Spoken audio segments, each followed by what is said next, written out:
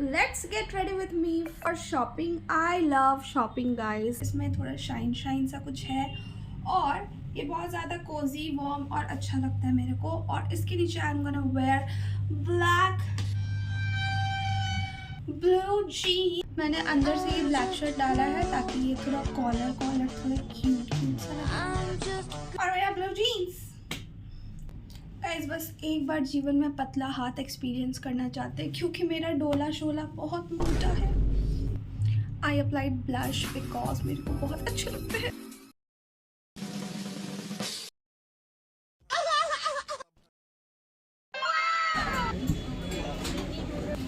ये बहुत ज़्यादा मज़ा है, ये बहुत ज़्यादा मज़ेदार है, मज़ेदार।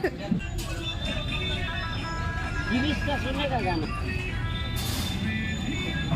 मेरे हाथ में दीजिए प्लीज़।